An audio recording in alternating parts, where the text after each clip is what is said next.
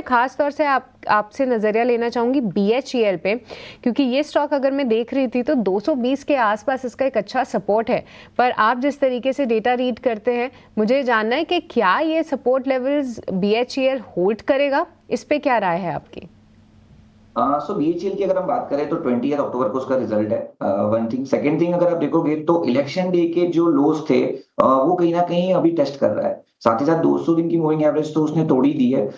तो जो उसका इंपॉर्टेंट लेवल है वो इलेक्शन डे का लो है, विच वाज समवेयर अराउंड 225 224। और जिस तरह के अगर इसके डेरिवेटिव डेटा है तो डेरिवेटिव डेटा थोड़े नेगेटिव है, तो मेरे हिसाब से थोड़ा वेट एंड वॉच करना चाहिए। बाउंस बैक एक्सपेक्टेड है, लेकिन नीचे के लोअर लेवल्स के आसपास आने के बाद, क्योंकि 28 को इसका रिजल्ट भी है और जिस तरह से ऑप्शंस के डेटा देखने को मिल रहे हैं, 200 का जो एक लेवल है वो मेरे हिसाब से एक बार टेस्ट होना चाहिए और वहां कहीं बॉटम फिशिंग हमें करनी चाहिए। So not at current market price. जिनके पास है वो 200 रुपए का एक स्ट्रिक्ट स्टॉप लॉस के साथ होल्ड करे। नई बाइंग के लिए मेरे हिसाब से थोड़ा वेट एंड वॉच कीजिए। 210 के आसपास अगर हमें मिले तो ही हमें लॉन्ग करना चाहिए।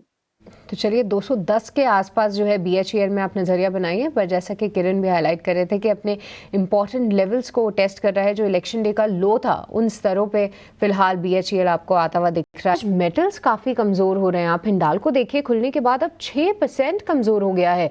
हालांकि कल हमने कमोडिटीज़ में सेल ऑफ भी देखा था ग्लोबल मार्केट्स में। चांदी लगभग 30% गिरी थी। सोने में रिकॉर्ड स्तरों के बाद 1% की कमज़ोरी आई थी। साथ ही बेस मेटल्स में भी बिकवाली थी।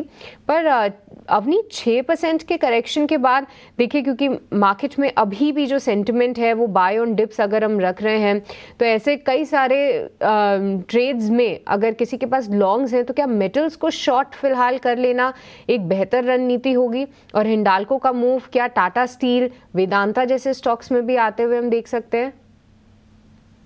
जी मेरे हिसाब से एक तो पहले हिंडाल्को का मैं एक डिस्क्लेमर देना चाहूंगी कि कल हमने इसमें शॉर्ट ट्रेड इनिशिएट किया है और उसका टारगेट है 640 तक का। तो व्यू डेफिनेटली नेगेटिव है और अभी 640 तक हम वेट करेंगे प्रॉफिट बुक करने के लिए। तो फिलहाल कोई बाय ऑन डिप्स की स्ट्रैटेजी तो बिल्कुल बनती नहीं है। अब शॉर्ट करने के लिए अगर आप रिस्क रिवॉर्ड देखें तो यहाँ से नीचे के साइड पे ज्यादा डाउन साइड नहीं है। तो रिस्क रिवॉर्ड 1:1 से भी कम हो जाता है, क्योंकि जो हिसाब से वोलेटिलिटी हुई है स्टॉप लॉसेस भी काफी बड़े रहेंगे।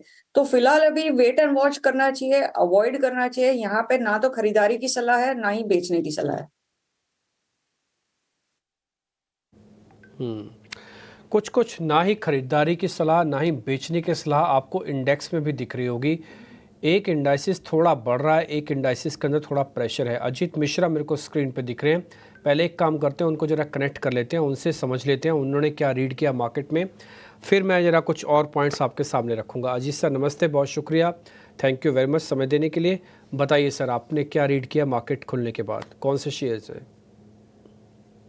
शुक्रिया डिम्पी। तो डिम्पी देखिए, मार्केट का टोन अगर बात करें तो वहां तो कोई भी चेंज दिख नहीं रहा है। जैसे कि हम देखते हैं कि इनिशियली आपको दिखता है कि गिफ्ट निफ्टी पॉजिटिव है, बट शुरुआत के बाद आप देखते हैं जैसे कि सेलिंग प्रेशर हावी हो जाता है। तो वही एक टोन बेसिकली इंडेक्स में तो वही नजर आ रहा है।